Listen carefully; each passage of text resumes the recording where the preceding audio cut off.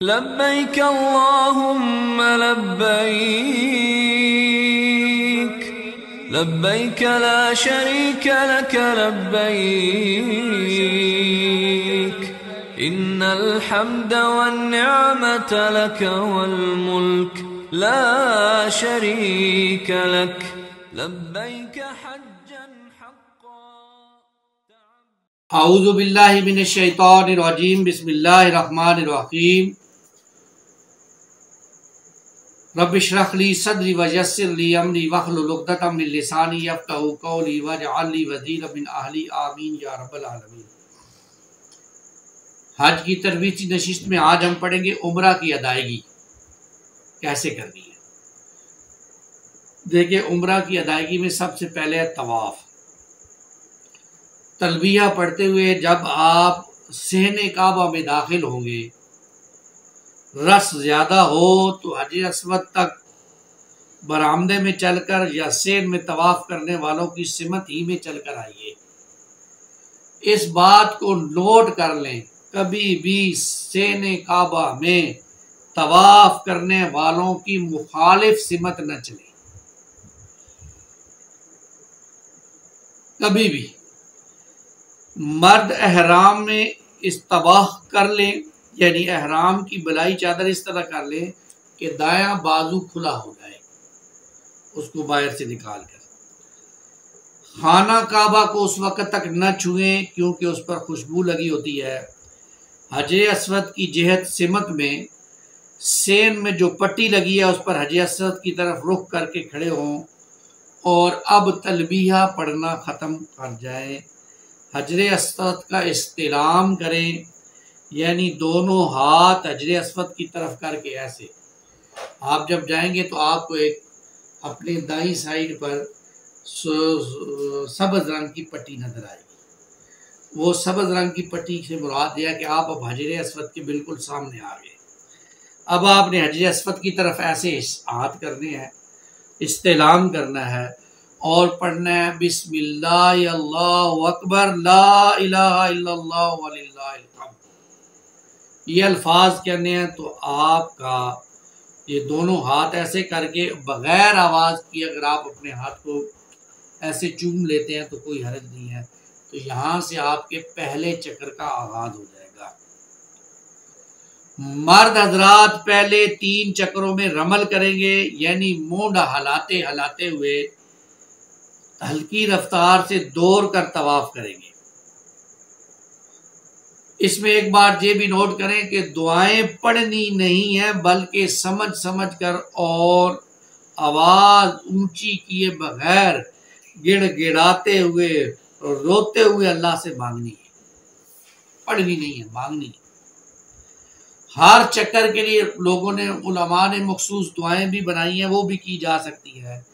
जैसे पहले चक्कर में अल्लाह के लिए हम्दो सना बयान की जाए, दूसरे चक्कर में नबी पाक सल्लल्लाहु अलैहि वसल्लम के लिए दुरूद शरीफ पेश किया जाए, तीसरे चक्कर में वालिदैन के लिए दुआएं की जाएं, चौथे चक्कर में औलाद या दीगर मुतल्लिकीन के लिए दुआएं की जाए, पांचवें चक्कर में इस्लाम के गलबा और उम्मत मुस्लिमा की बेहतरी के लिए दुआएं की जाएं, और छठे चक्कर में अपने अमल की इस्लाह और दीन की माल और जान से खिदमत की तौफीक के लिए दुआएं जो है वो अल्लाह से की जाए।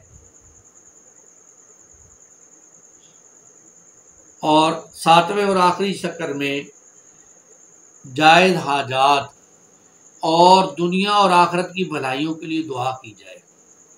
अलबत्ता इसमें यह ख्याल रहे कि जहाँ हजर अस्वद है, जहाँ आप इस्तिलाम करेंगे, उसके जो पीछे कोना है वहाँ उसको रुकने यमानी कहते हैं।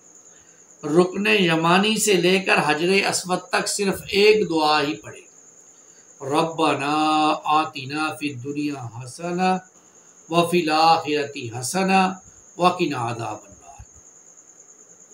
ये दुआ मसनून है जो रसूलुल्लाह सल्लल्लाहु अलैहि वसल्लम इस दौरान पढ़ा करते थे, तो इस मसनून अमल को भी करें। तवाफ के दौरान बातें ना करें, मोबाइल फ़ोन इस्तेमाल ना करें, सेल्फियाँ ना बनाएं, किसी को धक्का ना दें, ना कोनी मारें, सुकून से तवाफ करें। ये बहुत अहम बात है। हमारे यहाँ होता यह है कि हम में से अक्सर लोग अपने हज को वहीं ज़ाया कराते हैं।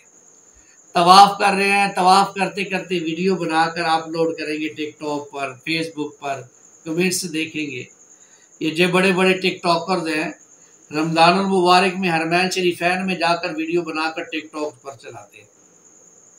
इन्ना लिल्लाहि व इन्ना इलैहि राजिऊन। तो बहरहाल इस चीज़ इज्तनाब ज़रूरी है। फिर ये कि ख़वातीन चूड़ियाँ पहनकर तवाफ़ ना करें। बाद औक़ात चूड़ियाँ टूट जाती हैं, गिरती हैं, जिसके लोगों के पाँव ज़ख्मी होने का अंदेशा होता है। तवाफ़ के दौरान नज़रें सामने रहें, बैतुल्लाह की जानिब न सीना रहे न पीठ हो, इस बात का भी ख्याल रखना है। तवाफ़ के हर चक्कर के बाद, जैसे चक्कर आपने हजर अस्वद से चक्कर शुरू किया तो ऐसे ऐसे मुकम्मल करने के बाद आप रुकन यमानी से फिर हजर अस्वद पर पहुंचेंगे तो ये आपका एक चक्कर मुकम्मल हो जाएगा। यहाँ से फिर आपने दोबारा इस्तेलाम करके दूसरे चक्कर का आगाज करना है।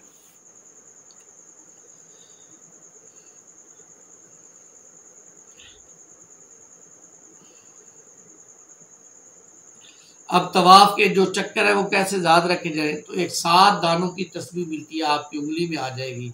आप पहला चक्कर मुकम्मल हो तो उसको पहला दाना ऊपर कर लें, दूसरा मुकम्मल हो तो दूसरा मुकम्मल कर लें, तो ऐसे जो है वो याद रख सकते हैं। ये तवाफ हो जाएगा हमारा।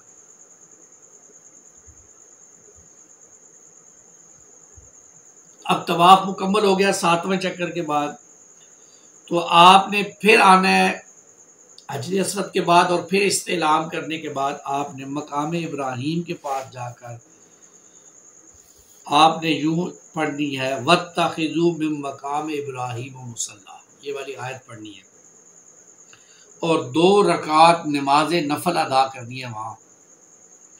इन नवाफिल की पहली रकत में सूरतुल काफिरून पढ़नी है और दूसरी रकत में सूरतुल इखलास पढ़नी है। इसके बाद मुल्तजिम के सामने खड़े होकर हाथ फैलाकर रिक्कत के साथ दुआएं की जाए। खाना काबा और हजर अस्वद के दरमियान जो जगह है उसको मुल्तज़म कहते हैं, यानी ऐसी जगह जिसके साथ लोग चिमट चिमट कर रो रो कर अल्लाह को याद करते हैं। बहुत कबूलियत की जगह होती है, वहाँ मौका मिल जाए तो इंसान को अल्लाह से रोकर दुआएं करनी चाहिए।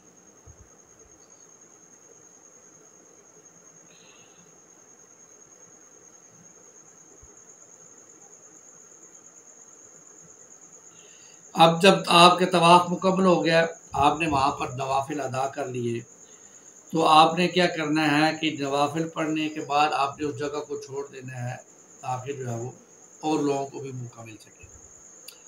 लेकिन जैसे ही नवाफिल और दुआ से फारिग होंगे तो खूब आपने जमजम को पीना है, ऐसे कि आप सैर हो जाए। मुनासिब होगा कि जमजम को ऐसे कूलर से पिया जाए जिस पर लिखा होता है कि ये पानी ठंडा नहीं है।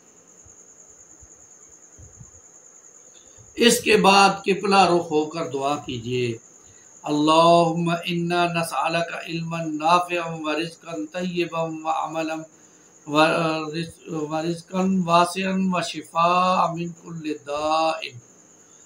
अल्लाह, हम आपसे फ़ायदा देने वाले इल्म, वसी रिज़्क़ और हर बीमारी से शिफा का सवाल करते हैं। ये जमजम पीना है आपने और साथ साथ ये दुआएं भी कर दी हैं, तो ये आपका तवाफ़ मुकम्मल हो जाएगा।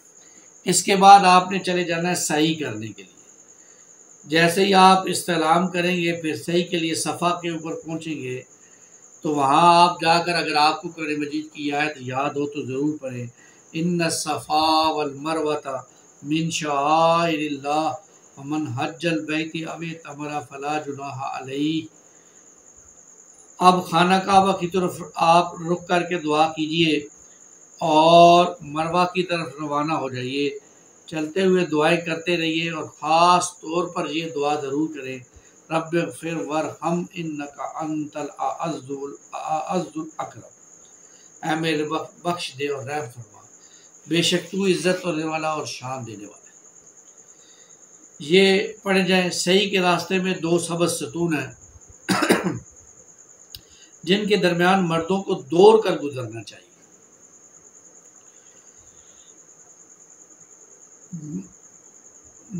और वो सही आप जब शुरू करेंगे तो सही आपने सफ़ा से शुरू की तो मरवा तक पहुँचे, आपका एक चक्कर हो गया। मरवा से सफ़ा पे आएंगे तो 2 चक्कर शुमार हो।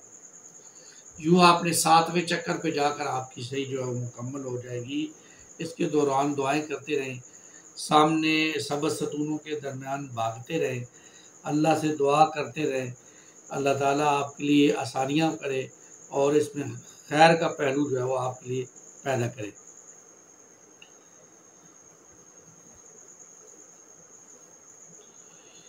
ये जब आपका तवाफ़ और सही मुकम्मल हो जाएगा, इसके बाद बारी आती है हलक की या कसर की। सही के बाद ख़वातीन अपनी चोटी के बालों को उंगली पर लपेट कर एक उंगली का जो बलाई हिस्सा होता है, ये वाला एक, और इस जितने जो है बाल काट कर डस्टबिन में फेंक दें तो ये उनका जो है वो हलक और कसर हो जाएगा।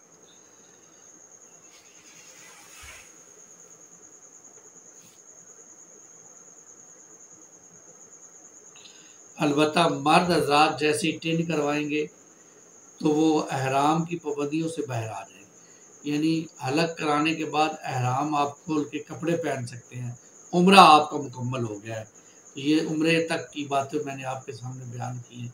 इंशाल्लाह अगली नशिस्त में हम फिर कुछ मज़ीद जो है वो मालूमात आपके सामने शेयर करेंगे ताकि आपका हज बेहतरीन हो सके। अल्लाह हमें उसका अजर अता फ़रमाए। आमीन या रब्बल आलमीन। अक़ूलु क़ौली हाज़ा अस्तग़फ़िरुल्लाह ली व लकुम व लिसाइरिल मुस्लिमीन वल मुस्लिमात।